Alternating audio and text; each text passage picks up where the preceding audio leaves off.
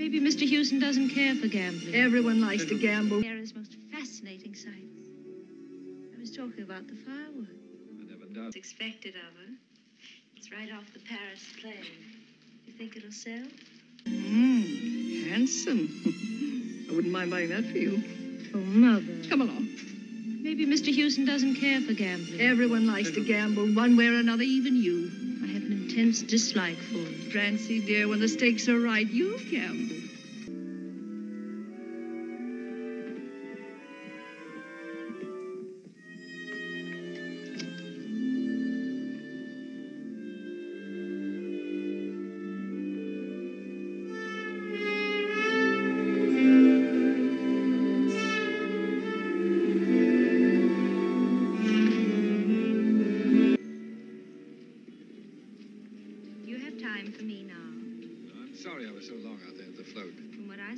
Girl, I thought you'd be a lot longer. Yeah. Well, what about cocktails? 6 o'clock suit you? Well, we can talk about that on the way. To where? To rent you a villa. Miss Stevens, picking out a villa is, well, you know, it's a personal thing. I have my car and a basket lunch with chicken and beer. No. It's too much to expect of you. It'll be a tiring, dusty trip over mountain roads. Well, you're bound to get lost. A perfect stranger who doesn't know a word of the language. Well, I was going to hire an English-speaking chauffeur. You have one. I'll give you a wholesale rate and no tipping. Hey, slow down. And let them catch us? Let who catch us? The police in the black car, the ones who are following you. I don't know what you're talking about. Police following me? Yes, police following you, John Roby, the cat. On the hill. Think of all those roofs you could climb over. Who did you call me? Roby, John Roby, one of the world's cleverest jewel thieves known as the Cat. I read all about you in the Paris paper. You may have read about somebody called the Cat, I but... thought you said you were hungry.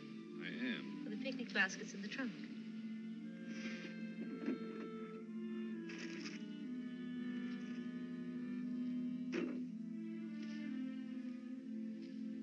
I hope you tried to bluff me, Mr. Roby, and then I can have the fun of telling you how clever I was. Since I'm not Mr. Roby, but Mr. Burns, there would be hardly any point in trying to bluff you.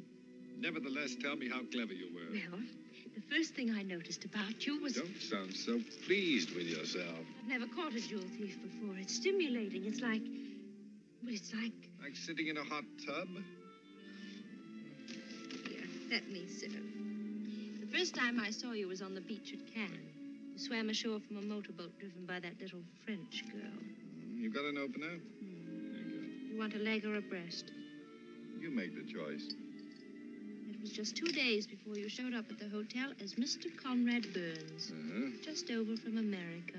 Did you swim? Well, naturally.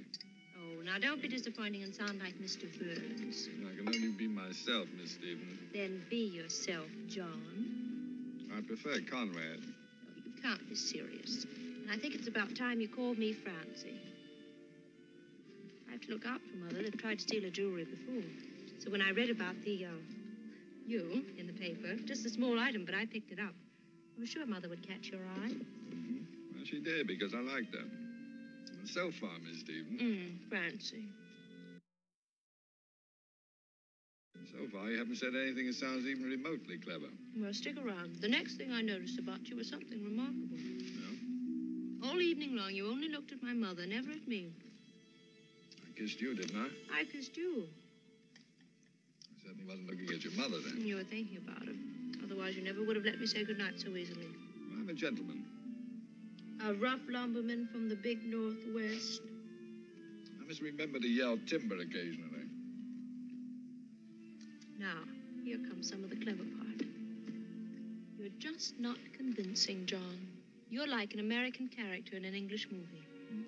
You just don't talk the way an American tourist ought to talk. Well, don't you know that all the guidebooks say don't behave like a tourist? It's just that you never mention business or baseball or television or wage freezes or Senate probes. All the things I left America to forget. You're just not American enough to carry it off. Tell me, how long has it been? How long has what been? Since you were in America last? Oh, I don't know, about 4 or 5 days. And Oregon? 2 or 3 days before that. Name me 3 deciduous trees indigenous to the Northwest.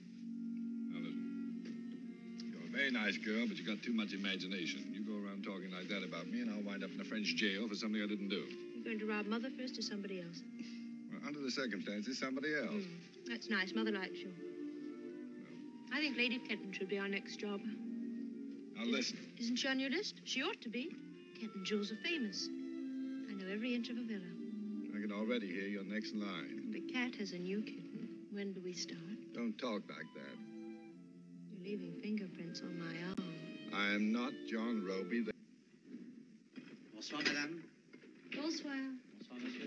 Good night. If you really want to see fireworks, it's better with the lights out. I have a feeling that tonight you're going to see one of the Riviera's most fascinating sights. I was talking about the fireworks. I never doubted it. The way you looked at my necklace, I didn't know. I've been dying to say something about it all evening. Go ahead. Why, have I been staring at it? No, you've been trying to avoid it. May I have a brandy? Please. Would you care for one? No, thank you. Some nights a person doesn't need to drink. Doesn't it make you nervous to be in the same room with thousands of dollars worth of diamonds and unable to touch them? No. Like an alcoholic outside of a bar on election day. Wouldn't know the feeling. All right. You've studied the layout, drawn your plans, worked out your timetable, put on your dark clothes with your crepe sole shoes and your rope. Maybe your face blackened. And you're over the roofs in the darkness, down the side wall to the right apartment, and the windows locked. All that elation turned into frustration. What would you do? I'd go home, get a good night's sleep. Lisa? Carol?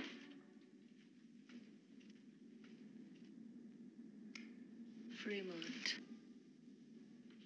Is this the Lisa Fremont who never wears the same dress twice? Only because it's expected of her. It's right off the Paris plane. You think it'll sell?